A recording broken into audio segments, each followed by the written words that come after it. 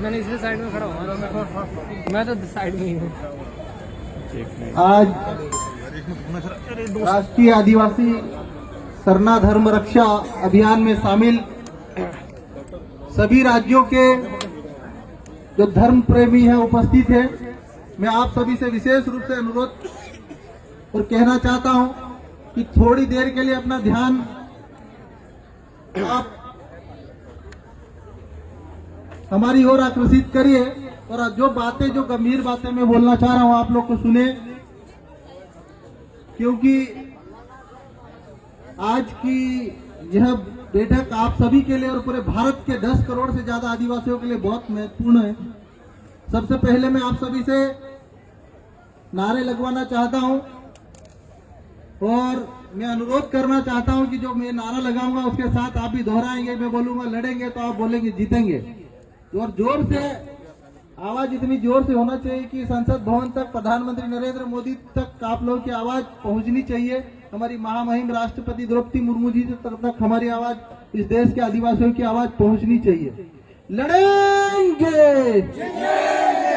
लड़ेंगे, लड़ेंगे। एक और नारा है हमारे गोंडवाना आंदोलन के, बहुत हमारे पुरखे थे दादा हीरा सिंह मरकाम जी। वो हमेशा जब दिल्ली में आते थे तो हमारे युवाओं को प्रेरणा के लिए एक नारा लगाते थे, क्योंकि ये वक्त के हिसाब से वो नारा सही भी बैठता है कि आज अधिकार मांगने से नहीं मिलता, अधिकार छीन कर लेने से मिलता है। तो मैं बोलूंगा अधिकार हमारे जीने के, तो आपको बोलना है कि चढ़कर लेंगे सीने से। अधिकार हमारे जीने के,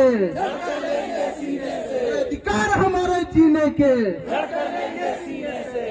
आप सभी झारखंड वासियों को, आप सभी यहाँ अलग अलग राज्यों से उपस्थित हमारे आदिवासी भाइयों को और हमारे बीच उपस्थित हमारे परम आदरणीय धर्मगुरु बंधन तिग्गा जी को उनके श्री चरणों में नमन करते हुए, हमारे बीच उपस्थित शिक्षाविद डॉक्टर कर्मा उरांव जी को, हमारे बीच उपस्थित हमारे विद्यासागर केरकट्टा जी जो उड़ीसा से आए हैं महासचिव जी को, हमारे बीच उपस्थित श्रीमती निर्मला भगत जी को जो अध्यक्ष रांची जिला परिषद से हैं, हमारे बीच उपस्थित श्री मनीलाल किरकट्टा जी अध्यक्ष उड़ीसा से हैं।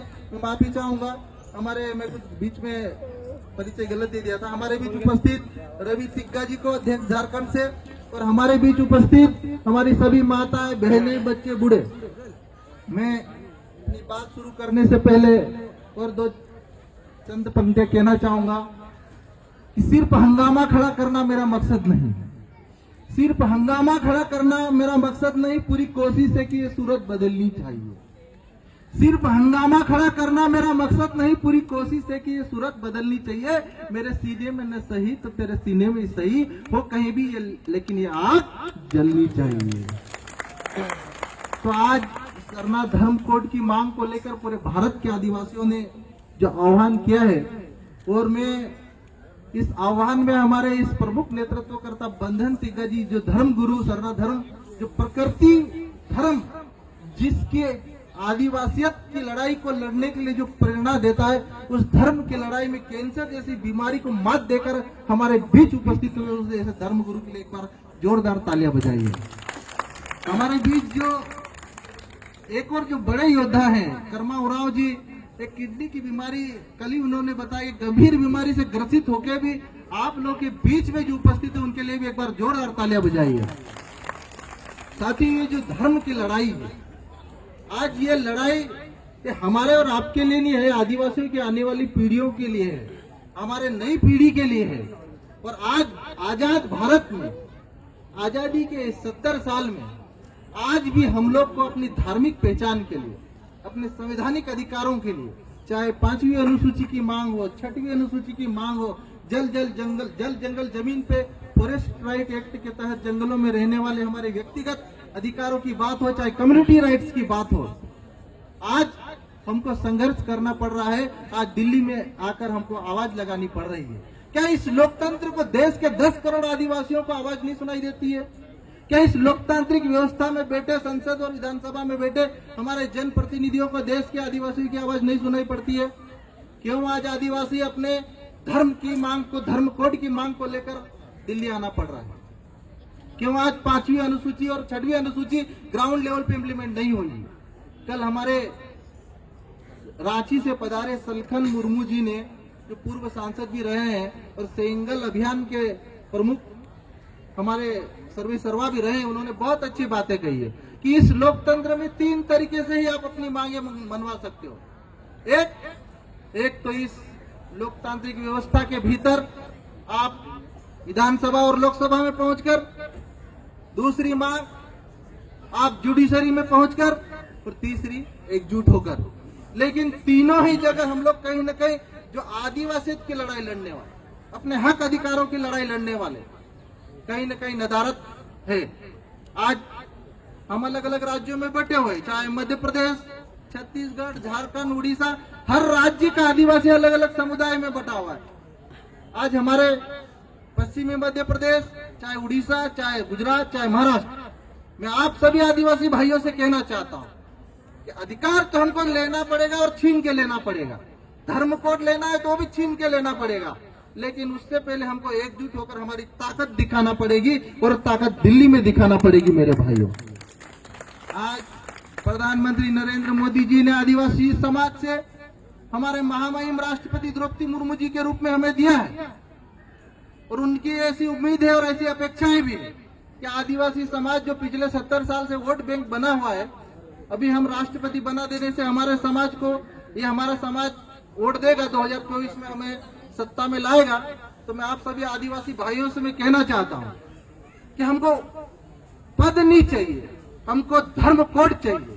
हमको पद नहीं चाहिए, हमको 5वीं अनुसूची चाहिए। हमको पद नहीं चाहिए, हमको 6वीं अनुसूची चाहिए। हमको पद नहीं चाहिए, हमको जल जंगल जमीन के अधिकार चाहिए। और जो अधिकार, आज मुझे गर्व की बात है आप लोगों के बीच अपनी बात रखते हुए, कि झारखंड के खूंटी में हमारे धरती आबा बिरसा मुंडा जी भगवान जो हमारे बीच पैदा हुए थे, जिन्होंने 25 साल की उम्र में 200 सालों तक इस देश पर हुकूमत करने वाली अंग्रेजी सत्ता को हिला के रख दिया था, ऐसी उस धरती से पधारे हमारे झारखंड वासियों, मैं आप सभी से यही कहना चाहता हूं कि हमें सब कुछ मिलेगा, लेकिन हमको एकजुट होकर संघर्ष करना होगा। पूरे भारत के आदिवासियों को एक मंच पर आना होगा, चाहे हम किसी भी अलग अलग समुदाय में बटे हो, किसी भी अलग अलग राजनीतिक पार्टी में बटे हो, लेकिन जहां पर हमारी धार्मिक पहचान की बात हो, जहां पर हमारी संवैधानिक पहचान की बात हो, जहां पर 5वीं अनुसूची की बात हो, जहां पर 6वीं अनुसूची की बात हो, पूरे भारत के आदिवासी समुदायों को एकजुट होकर संघर्ष करना पड़ेगा।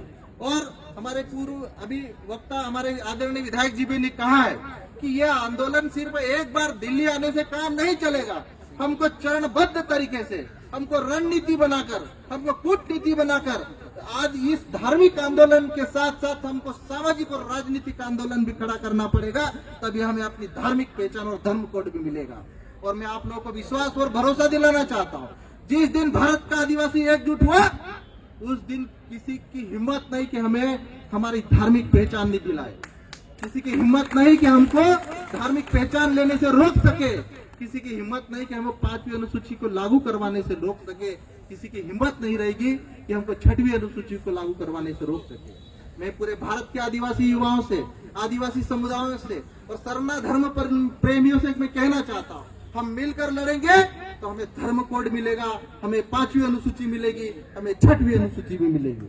और मैं अभी आप सभी धर्म प्रेमियों से यही अनुरोध और अपेक्षा करता हूँ कि यह संघर्ष जो हमारे पुरखों ने, आज प्रकृति पूजक आदिवासियों ने, आज देश के 10 करोड़ से ज्यादा आदिवासियों ने अपने अस्तित्व को बचा के रखा है, लेकिन आज धर्म कोड नहीं मिलने से, आदिवासियों को अपनी पहचान नहीं मिलने से आज भारत का आदिवासी अलग अलग राज्यों में अलग अलग धर्मों में बढ़ गया है।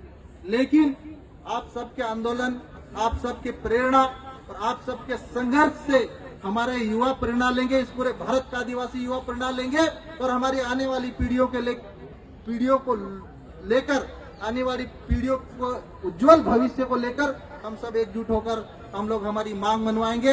प्रधानमंत्री नरेंद्र मोदी जी और महामहिम राष्ट्रपति द्रौपदी मुर्मू जी तक हमारी आवाज पहुंचाएंगे और हम लोग मिलकर संघर्ष करेंगे, ऐसी आशा और अपेक्षा करता हूं। और आप सभी झारखंड वासियों से पूरा विश्वास दिलाता हूं कि आपके संघर्ष में, आपके इस लड़ाई में डॉक्टर हीरा लाल अलावा और हमारा जयेश संगठन आपके साथ है और हम मिलकर लड़ेंगे।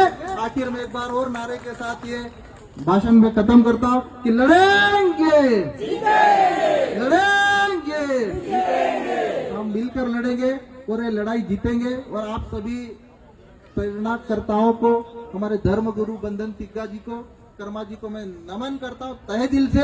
और उनके आप सभी झारखंड वासियों से भी, उड़ीसा वासियों से, छत्तीसगढ़ वासियों से भी अनुरोध करता हूँ कि उनके संघर्ष में हम लोग आखिरी सांस तक, जब तक हमारे खून का एक एक कतरा रहेगा तब तक हम मिलकर लड़ेंगे और हम अपनी मांग मंगवाएंगे। आप लोगों से मैं कहना चाहता हूँ।